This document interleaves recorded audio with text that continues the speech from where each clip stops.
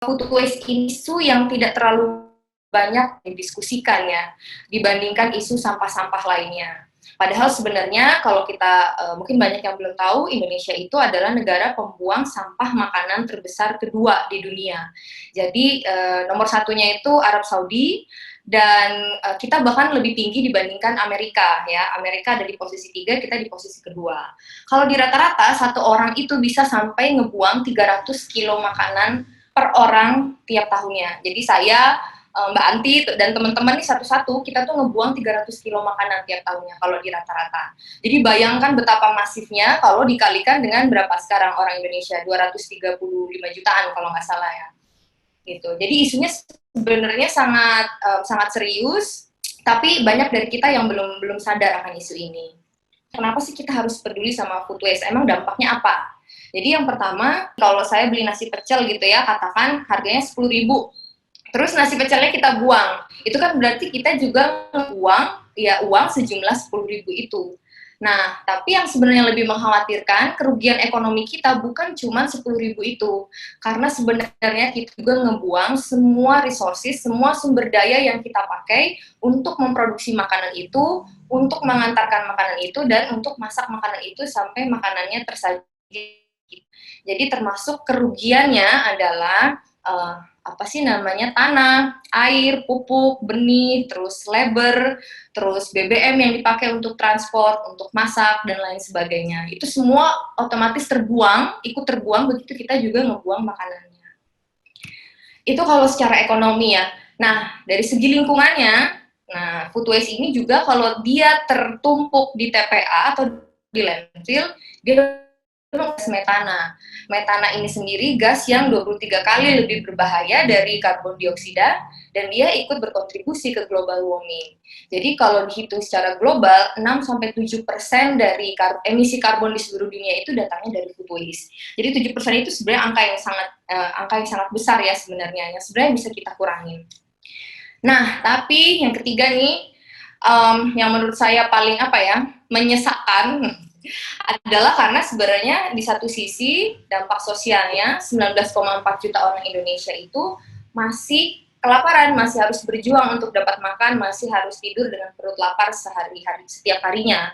Apa yang bisa kita lakukan sebagai individual untuk mengurangi food waste di tiap skala rumah tangga ini? Karena kalau yang dikerjakan sama Garda Pangan itu kenapa kita kerja sama bisnis makanan besar? Ya karena memang mereka lah salah satu produsen food waste yang cukup besar gitu ya.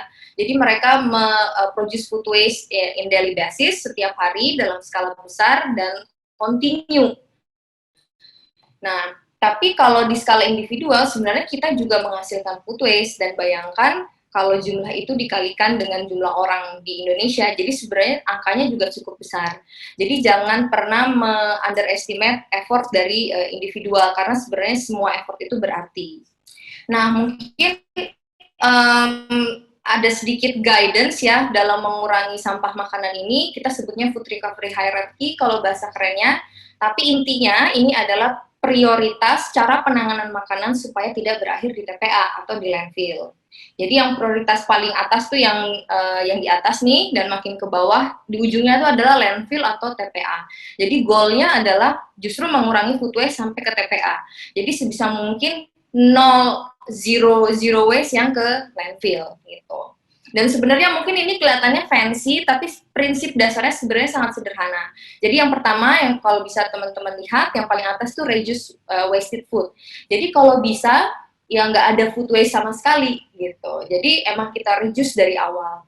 Nah, bagaimana cara kita melakukannya? Mungkin ini ada sedikit beberapa tips-tips praktikal yang bisa kita kerjakannya.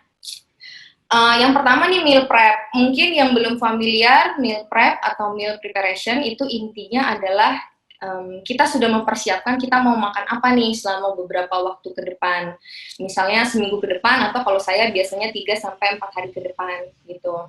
Nah, keuntungannya meal prep itu biasanya karena kita sudah ngelis nih kita mau makan apa, kita jadi tahu bahan apa yang kita butuhkan kalau kita mau masak, terus kita akan belanja sesuai dengan list itu. Jadi benar-benar nggak ada bahan makanan yang kita beli yang tidak masuk dalam plan yang akan kita makan. Nah, jadi biasanya kalau kita sudah melakukan meal prep, kita akan lebih disiplin waktu pas belanja bahan makanan, dan otomatis food waste-nya juga bisa berkurang secara signifikan gitu. Itu meal prep. Terus nih fridge arrangement. Jadi intinya cara kita mengatur kulkas. Jadi bahkan sesimpel itu juga bisa berpengaruh sama umur dari bahan makanan yang kita simpan di kulkas gitu. Jadi kayak terdengarnya sangat simpel ya, tapi ini sebenarnya dampaknya lumayan signifikan. Jadi misalnya beberapa prinsip yang bisa kita terapin. Yang pertama, kalau bisa sayur sama buah itu disimpannya terpisah. Karena memang ternyata beberapa buah tertentu tuh dia mengeluarkan zat etilen yang namanya, yang biasanya mempercepat pembusukan. Jadi misalnya ada satu apel busuk nih, atau satu apel yang sudah matang, dia kan ngeluarin zat itu dan bikin sayur-sayur di sekitarnya akan lebih cepat matang juga. Nah, jadi sebaiknya kita pisah nih dari awal, gitu. Jadi supaya sayurnya bisa bertahan lebih lama.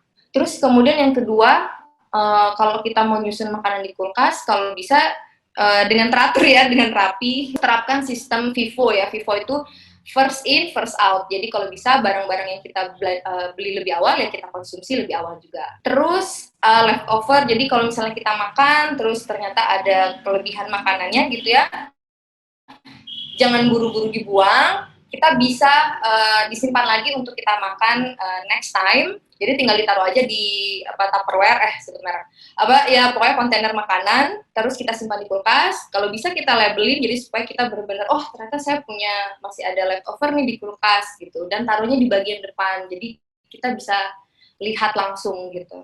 Kemudian, nah yang leftover tadi itu juga bisa di-recook. Jadi kalau kita orang Indonesia bisa dibikin macam-macam, bisa dibikin capcay, bisa dibikin nasi goreng, bisa dibikin yang lain lah sesuai kreasi masing-masing. Tapi intinya leftover tuh jangan langsung dibuang, kita bisa kreasikan supaya bisa dimakan lagi.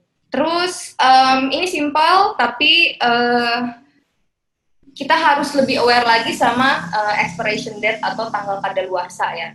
Dan sebenarnya ada perbedaan yang sangat signifikan antara expired date dengan best before date. Terus ini simple juga, jadi kita harus aware sama porsi makan kita sendiri. Jadi kalau saya nih misalnya, saya kalau makan tuh porsinya lumayan besar, lumayan banyak.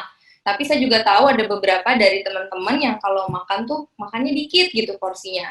Nah, karena yang paling tahu porsi makan kita itu kita sendiri, kita harus kasih tahu, misalnya kita kalau ke warteg atau ke resto, kita tinggal kasih tahu aja ke mereka porsi makanan kita. Nah, jadi hal-hal simpel seperti ini itu juga bisa berdampak untuk ngurangin food waste. Oke, terus ugly fruit.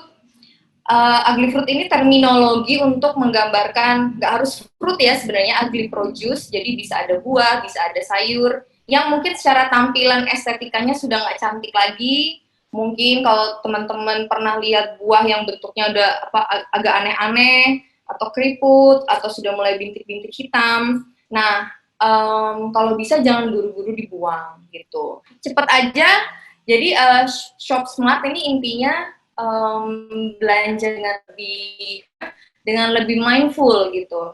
Jadi betul-betul belanja sesuai dengan yang sudah kita prepare aja, yang list yang sudah kita rencanakan. Jangan lapar mata. Terus ada sebuah riset yang bilang kalau ternyata kalau kita belanja bahan makanan gitu ya, itu lebih baik belanja dikit-dikit tapi lebih sering dibandingkan langsung belanja bulanan tapi langsung numpuk banyak gitu. Karena ternyata biasanya food waste-nya cenderung lebih banyak. Terus yang terakhir yang betul-betul udah food waste nih, yang sisa-sisa makanan yang sudah tidak bisa kita makan lagi, kalau dia memungkinkan untuk kita olah, itu kalau bisa tetap diolah. Jadi misalnya ampas kopi bisa kita bikin jadi scrub, terus misalnya beberapa kulit buah itu bisa difermentasi terus jadi makanan lagi, jadi macam-macam. Dan yang terakhir sebenarnya yang paling simpel ya habisin makananmu gitu. Jadi bertanggung jawab sama makanan yang sudah tersaji di depan kita. Terus itu tadi sebenarnya langkah untuk nge-reduce food waste dari awal ya. Jadi kalau bisa nggak ada food waste. Nah, tapi misalnya kita masih menemukan terus ada food waste gitu misalnya, prioritas pertama adalah diberikan kepada manusia dulu. Habis manusia baru hewan, habis hewan baru dikomposkan, baru terakhir ke TPA.